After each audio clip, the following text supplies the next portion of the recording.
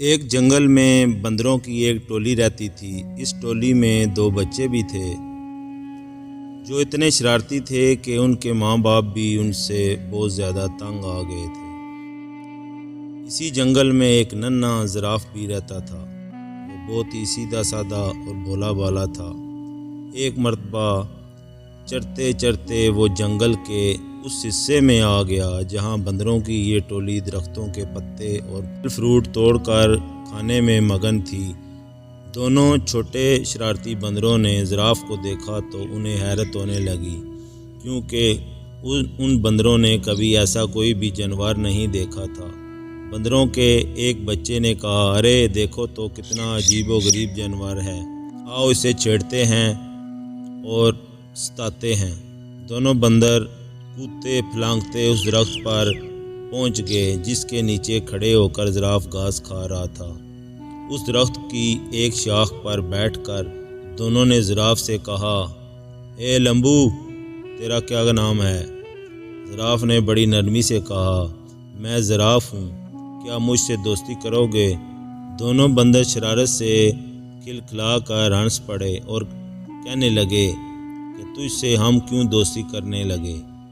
کتنا بدصورت ہے تو، مینا رکے جیسی گردن اور سیڑھی کی جیسے پیر، ہمیں نہیں کرنا ایسے بے ڈھنگے جانور سے کوئی دوستی۔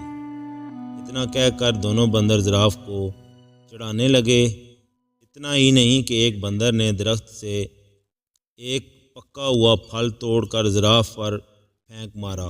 پھل زراف کے منہ پر لگ کر پھوٹ گیا اور اس کا رس اور گودا زراف کے چہرے پر پھیل گیا۔ یہ دیکھ کر دونوں بندر کہکا مار کر ہنسنے لگے اور کودتے پھلانگتے جنگل میں دور بھاگ گئے۔ زراف بیچارہ روانسا ہو کر رہ گیا اور منہ لٹکائے وہاں سے چلا گیا۔ ایک دن دونوں شرارتی بندروں نے یہ طے کیا کہ وہ جنگل میں خوب دور تک اکیلے گھومنے اور سیر سپاٹا کرنے کے لیے چلیں گے، کیونکہ وہ لوگ اپنی ماں باپ کی ڈانٹ پھٹکار سے بے حد تنگ آ چکے تھے اور ان سے آزادی چاہتے تھے۔ صبح صبح جب باقی بندر سو رہے تھے، یہ دونوں شرارتی بندر چپکے سے نکل پڑے۔ کچھ ہی وقت میں وہ بندروں کی ٹولی سے بہت دور نکل گئے۔ جب انہیں زوروں کی بھوک لگی تو ان دونوں نے پیڑوں کی پتیاں اور پھل فروٹ کھا کر اپنی پیٹ کی آگ بجھائی۔ انہیں اس طرح گھومنے پھرنے اور موج مستی کرنے میں بڑا مزہ آ رہا تھا۔ دوپہر ہو چلی تھی۔ وہ دونوں گرمی سے بچنے کے لیے ایک درخت کی بڑی بھری شاخوں پر جا کر بیٹھ گئے۔ اس درخت کے نیچے ایک شیر آرام کر رہا تھا اور پیڑ کے آس پاس ایک بڑا سا بڑا میدان تھا اور میدان کے کنارے ایک ندی بہہ رہی تھی۔ بندر اس سہانے منظر میں ایسا کھوئے کہ انہیں اس بات کا احساس ہی نہ ہوا کہ یہاں ایک شیر بھی موجود ہے۔ لیکن جب شیر نے اس کے چہرے پر بیٹھی ہوئی مکھیوں کو اڑانے کے لیے گرایا تو بندروں نے شیر کو دیکھ لیا۔ شیر کو دیکھتے ہی وہ بری طرح سے ڈر گئے، لیکن کچھ ہی دیر بعد انہیں یہ محسوس ہوا کہ ہم درخت کے اوپر محفوظ ہیں۔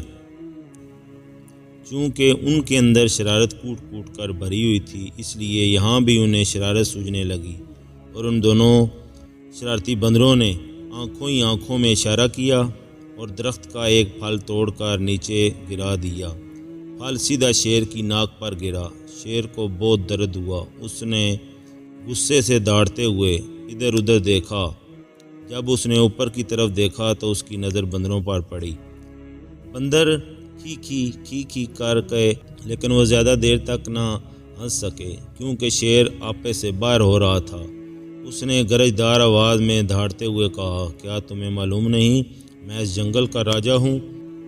اسی وقت فوراً اس درخت کے نیچے اترو، میں تم دونوں کو کھا کر اس گستاخی سزا دوں گا۔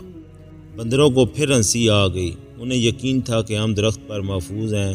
شیر ان کو اس طرح دوبارہ ہنستے ہوئے دیکھ کر مزید غصے سے آگ بگولا ہو گیا اور اپنے پیروں کو سمیٹ کر اسپرنگ کی طرح تیزی سے اچھلا۔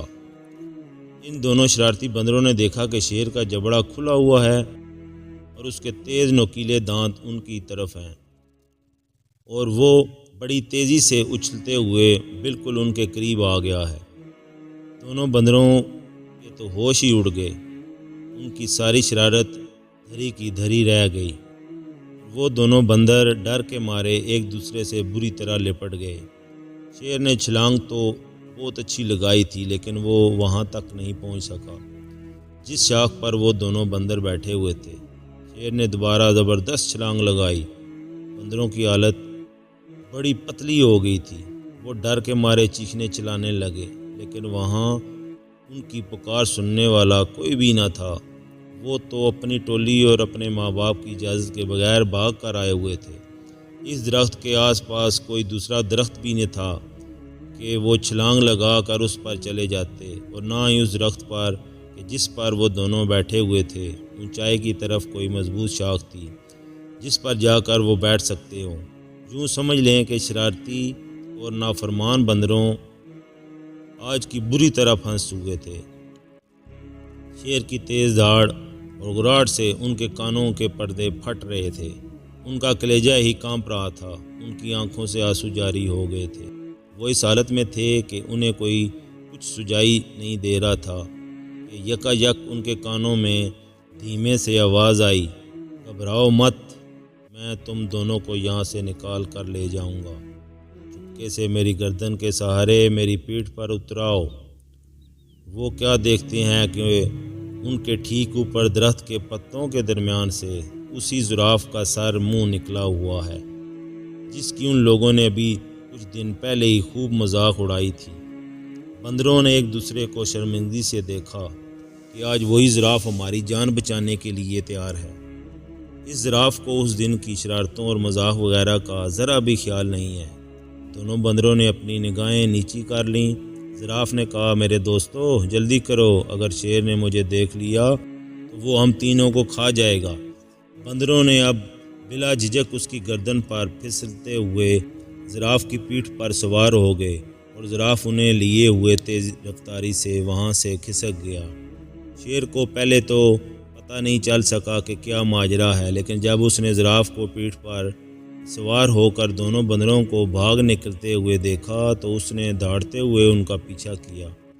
بندروں نے ان کا پیچھا کرتے ہوئے شیر کو دیکھا تو اس کی جان نکلنے لگی اور وہ بری طرح چیخنے لگا، چیخنے چلانے لگا۔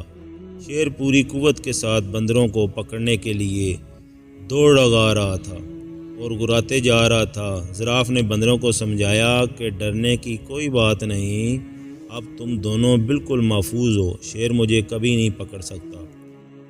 اور سچ مچ ہوا بھی ایسا ہی کہ زراف نے شیر کو کافی پیچھے چھوڑ دیا۔ ایک محفوظ جگہ پر پہنچ کر زراف رک گیا۔ بندر چھلانگ لگا کر اس کی پیٹھ سے نیچے اتر آئے۔ تب زراف نے ان دونوں سے کہا، اس دن تم دونوں نے میری لمبی گردن اور میری ٹانگوں کو بہت مذاق اڑا لی تھی، آج دیکھ لیا کہ انہی کی وجہ سے تم دونوں کی جان بچ پائی۔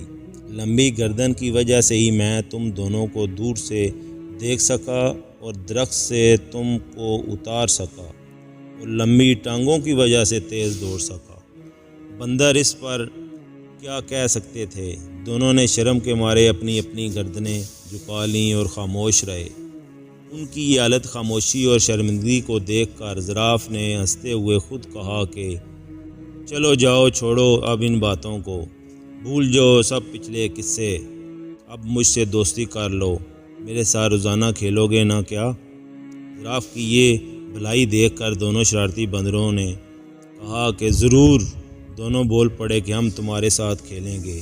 انہیں خود کی حرکتوں پر سخت غصہ آنے لگا۔ ان لوگوں نے اتنے اچھے اور پیارے زراف کو کیوں ستایا تھا، کہ اس کی مذاق کیوں اڑائی تھی؟ ان دونوں نے اسی وقت زراف سے معافی مانگی۔ زراف نے کہا، دوستو معافی کی کوئی ضرورت نہیں۔ اتنے بڑے دل والے زراف کی یہ باتیں سن کر ان دونوں نے فیصلہ کر لیا کہ آج کے بعد سے کوئی شرارت نہیں کریں گے، اور بڑی نرمی اور پیار سے ان دونوں نے زراف سے کہا، ہم نے تمہیں جان بوجھ کر بہت ستایا تھا، آج سے ہم کسی کو نہیں ستائیں گے، نہ کسی کو برا بھلا کہیں گے، اور رہی تمہاری بات تو آج سے تم ہمارے سب سے اچھے دوست ہو، کیونکہ دوست وہی سچا ہے جو سکھ سے زیادہ دکھ میں کام آئے۔ آج تم نے دکھ میں ہمارا ساتھ دے کر یہ ثابت کر دیا کہ تم ہمارے سچے دوست ہو۔